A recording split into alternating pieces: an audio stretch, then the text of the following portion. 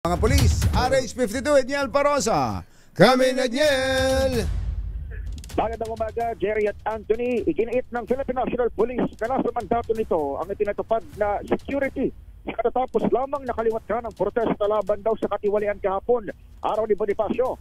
Ayon kay Acting PNP Chief Police General Jose Melencio Nartatis Jr., malawak ang programa o mga programa kaya nakadisenyo ang kanilang ginawang pagbabantay para humarap sa kahit anong klaseng posibilidad. Dinatikos ng ilan, lalo na ng mga rallyista, ang pagiging mahigpit ng PNP sa Luneta at Menjola sa lungsod ng Maynila. Bukod kasi sa gun ban at nationwide full alert status, kabilang sa kanilang mga itinatupad ay ang pagharang sa mga walang permit para makapagtayo ng stage sa Rizal Park, bagay na tinawag na paraning ng mga militante. Gayon din in-enforce ng Manila Police District o MPD ang ordinansa ng City Hall na nagbabawal ng takip sa mukha ng mga rider at kasagsagan din ang mga rally kung saan 3 ang kanilang nasita at dinala sa presinto.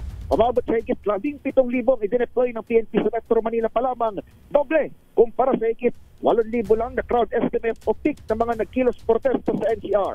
Sa flag raising ceremony sa Camp Crami ngayong umaga, pinasalamatan ni Nartates ang kanyang mga tauhan. At ng acting chief.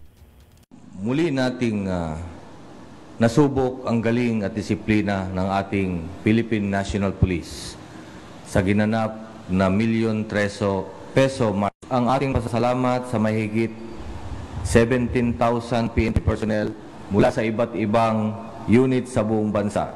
Your professionalism and sacrifice ensured that their right to assemble, to voice out their opinions and criticisms are upheld. Pagtapos ito ay inaantay na lang natin ng General Nartates at nakatakdang magbigay ng pahayag sa harap ng media ngayong umaga na ito ng Lunes. Ako si Edniel Parosa, nag-uulat para sa DZRH. Una sa Pilipinas, una sa Pilipino. Thank you, Edniel!